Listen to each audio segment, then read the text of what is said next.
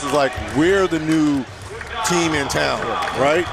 And you've got the Lakers, all they do is point up to the Raptors like, you know, okay, quiet little brothers, except right? Step brothers. Except that Clipper games, it's all blacked out. You can't see it. It's all blacked out. So it's going to be interesting if it comes down to that. Because we got a long way to get there. We got a long way to get there, but the Clippers have, to me, superior wing defenders. Paul George, Kawhi, Patrick Beverly, Montrezl Harrell.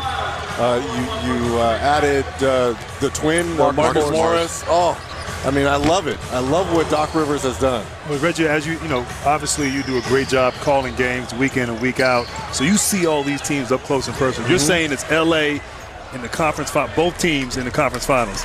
Well, number one, I do that, but the Clippers have to finish. You know, I want them to finish 2 or 3 because you want them to be in opposite brackets. Because the Lakers are going to finish 1.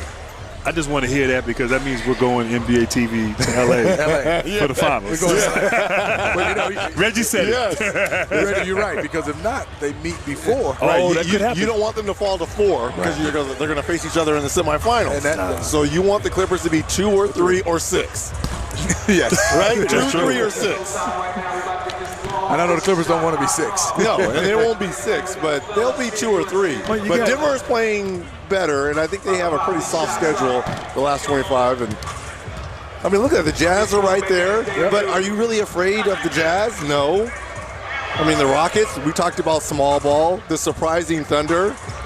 I think losing Dwight Powell is going to hurt the Mavericks. How impressed are you the Grizzlies, though, Reg? I'm not saying they're going to hold on. I'm not this is great. They're hold on, but this is fantastic. Great league story, right? Young team coming out of nowhere. You know, Andre Iguodala doesn't want to play for them. You got young players calling them out. John Morant getting into Twitter beef with Steph Curry, telling him he's not. I mean, this is great for the league. I think it's great. You got a young team, John Morant, Jaren Jackson Jr., Dylan Brooks. These guys are young players and really getting it done. And so exciting times there, as you said, Reggie. Now, they will still get their heads beaten by the Lakers in that first round, but it'll be good for them. Yeah, it'll be good for them. It'll be great experience for them going forward. So, Reggie, what's it been like for you being back here in Chicago? You enjoying it? A lot of fans stopping you on the street? Not really. Shaking your hands? I'm not from Chicago. I know. Well, you've spent some time here, though. A lot of time, as we all have, trying to chase that black cat around. Hey, man, we talked earlier when GP was here. You remember in '96 in San Antonio, we had practice. Yes. And Phil Jackson was the coach. Yes. And we went up and down. And, and he had Michael and Scotty sitting. Yes. He knew exactly what he was doing. He knew exactly what he was doing. I'm still bitter about that. Here's the thing. We couldn't question him because he had the championship ring. So we just went along, oh, this is what the Bulls must do, right? We're like, why is Scotty and Michael chilling over there? And we're doing suicides. Exactly. Why are we doing 18? The only All-Star game in NBA history where the team is doing suicide. All right, half-court shots here. Again, this was beneficial in the Rising Stars practice yesterday. It came to fruition in the game with Luka Doncic getting a half-court shot. Okay. Yeah, I'm curious, Reggie. Obviously, one of the greatest shooters of all time is Luka. Tries to. Saw him knock that down at halftime of the Rising Stars World Game on Friday. But Reggie, I've always wanted to ask this as of late. You're one of the greatest shooters of all time, but just the shooting now in this league and the range. And then adding that new spot or 2 spots to the three-point shoot. What would be your strategy going into that? Like, where do you put the money balls? Where, you know, I'm just curious your thoughts as one of the great shooters of all time. I would probably put my money balls in the not in the short corners, but the wing. Right. That was one of my favorite shots. So I'm going to get a rhythm in my first 22-foot short corner, then my money balls, then the three-point ball, which is about 30 feet, right? Right. Yeah, about 29, 30 feet. Yeah. Then you go to the top of the key.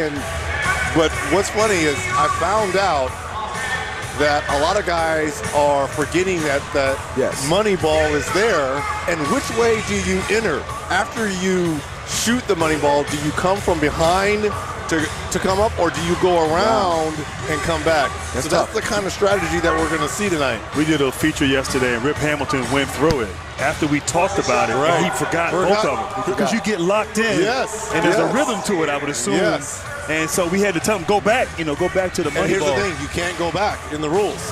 Once you advance, once you take that first shot at the top of the key, you can't go back. You can't go back to the Mountain Dew shot. The Mountain Dew shot. Yeah. You cannot go back. No, but if you get up there and remember, oh, I got to go back, then you can.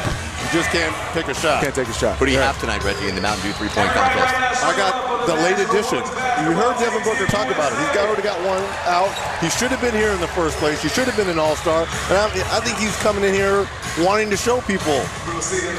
Well, Reggie, you know it's cold outside. You know, ice tray. You know. Yeah, but here. But I think Ice Trey is enjoying his All-Star weekend. Okay. And hey, close your ears, Grant. As most 21, 22-year-olds, I think he's enjoying the moment. Devin Booker, this is going to be his fourth time. That's a fair point. That's a fair point. I think he's enjoying it. Who do you got in the three-point competition? I'm going with Booker. You're going with Trae Young. There's so many great shooters. No, stop it. There's so many great shooters. Going with Trae Young. I mean, anything with Trae Young, Reg.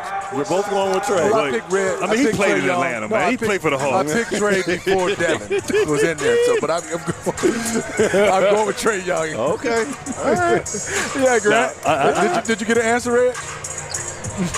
You know, I mean, there's so many great shooters. Oh my goodness! Politician. Where's Obama? Where is Obama? Is Obama sitting and I'm excited. I'm gonna go get a nap after this, and I can't wait to watch these great shooters put on a performance. This message like a true owner. This is a true owner right here. I'm Grant Hill. I approve this message.